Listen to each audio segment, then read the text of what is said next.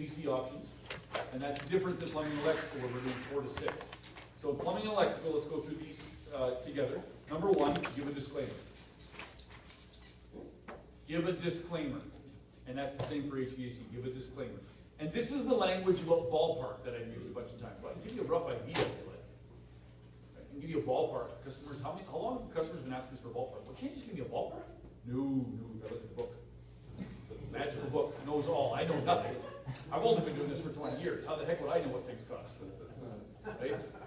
Lies. You know it, they know it. And you're dodging it, and that only serves to create more anxiety. So just get, if you legitimately don't know, that's the right answer. Like, this is stuff I have not actually done before. You know, price this out this way, so I got to actually look at the book. That's the real answer. And that's the real answer. You're brand new to this game. You have no idea what things cost. Fantastic. That's the real answer. They change our price book every week. For the rest of us, we have a pretty good idea. Even if they change the price book every week, we still have a pretty good idea, right? It's not fluctuating by thousands of dollars per task. Yeah. So we're not giving them exact numbers, right? We're giving them ballparks. Okay, so number 1 is give a disclaimer. In plumbing and electrical, start with high, then low. And number 3, add a realistic middle range. HVAC is different.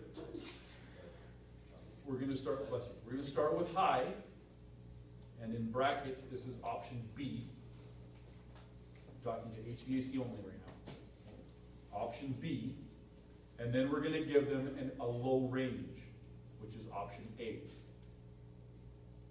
Now, the best practice that we've seen in the world of HVAC is to not introduce price transparency on replacing equipment yet. All right, we want to the first choice, there's 2 sets of choices that a customer needs to make in the world of HVAC. If I get called up to a demand call, that means the air conditioning program. The first choice is, do I want to repair it or do I want to replace it?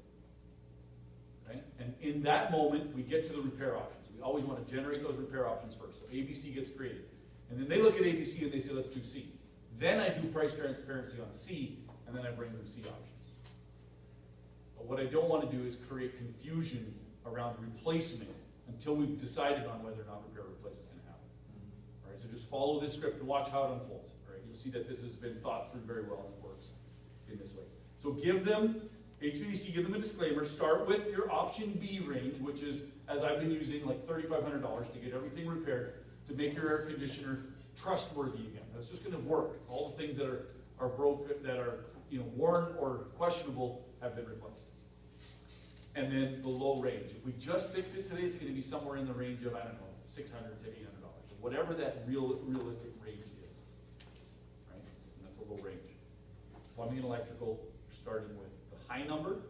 If we did everything we talked about to make this awesome, so that's going to be the tankless water heater, the kitchen renovation, the whole thing, we're looking at $15,000 roughly. We just get your garbage disposal running, it's going to be $300. You just want to take care of some of this stuff, and maybe leave the water heater alone, just do the kitchen. No, you're going to be somewhere in the $5,000 to $8,000. You can pick and choose a pretty good list of things to make this all well and awesome. Really simple. What questions do you have about this before we practice? As far as the HVAC, start with You're going to start with a disclaimer. So it's the same thing. Let me give you a ballpark. Right? Right, give a disclaimer, and then you said 2 is to start with the high number, which is option B. Okay? Which is the system enhancement and restoration. Right? What are all the things, if I've got filter that I've talked to them about, or thermostat, or any of that stuff, that's all included in that option B. And that's the number I want to hit them with first. Let them react to that, live in that space, and just know what it is. And then I'm going to give them, let's just get fixated, the bare minimum to safely get your thing running again. And that's going to be it. We're not describing what those are. You're not going into all the detail, just lightly touching on them, like I've been, right? You want to avoid getting into the details of this because we're not selling this yet. And if they start asking those questions, that's exactly why I'm going to give you written options. So now I need to go back and I need to put those options together, and we'll get some hard and fast numbers that we can trust. Okay. So your low range for HVAC would be A? Yes. Yes. The thing that you would include in option A. So if I'm looking at the air conditioner and I'm like, capacitor and contactor, 800, what is it, 800, 1100, 600? 600, all right. That's the number. I'm gonna say it's gonna be somewhere between $600 and $900 maybe, to get that. I don't wanna give them that low range. And you always wanna be slightly above, so that when you come in with the number, that you're in the bottom end of that range. Same with the top number. Right, if I know that my tankless and my whole, restoration of the kitchen renovations, all of that's gonna be 11,000, and I say 12,000 or 13,000, then I'm in a much better spot when I can bring those options down. Now fast forward to the present step for a moment, and put the numbers down. How do you feel? Feel better. Now it's a cakewalk, right? Like that part, that work's done for you.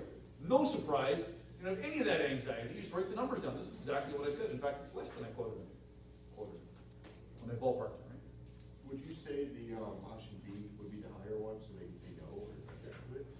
There's no reason for it, except that we want to always lead with the higher number. So when I lead with the higher number, that's the one that they'll have their initial reaction to it, and then they'll stew longer on the one that I say the one that I say last. Okay. And so I want to offer this.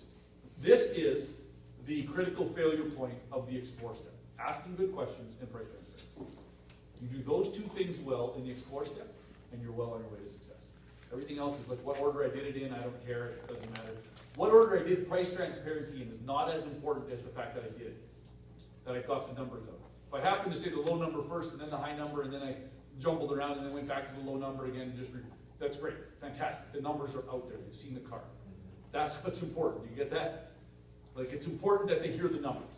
So we get stuck on the form, and the form matters. There's a reason for this. There's some science behind all of it. It does matter, but it matters less than the fact that you just said the stinking numbers. Just get those numbers out there so that they can begin to soak. They can begin to find their own reasons for making that purchase. They can start saying to themselves, okay, so if we're going to do that, I really want that kitchen thing. And then the tankless water heater, that sounds amazing. 15,000, I wonder, how we're going to. And now they can start thinking about where that money's going to come from. If you do financing, lead with those financing numbers, right? You can offer those in this price transparency as well. We did the whole thing, the whole kitchen renovation, and the tank, water heater might be, I don't know, $250 a month. We just get this thing fixed right now. Today, you're going to be spending about $300 to $400. That's okay as well. I'm good with that. If you do finance those bigger options, lead with financing. That's okay. In the world of HVAC, I don't necessarily want to do that on option B on old equipment. Right? If the equipment's newer and there's no replacement opportunity there, it's 5 years old and it needs a filter and a bunch of that stuff, then I'll finance that middle option and leave with that. But I want them to understand. Here's why. If the equipment's old and the right thing to do is to replace it, and you know that, giving them a cheap option B to keep old equipment in their house longer is not doing them very good service. Is that fair? We're with me on that? So just consider that. And that's what this does. ABC educates customers. It really educates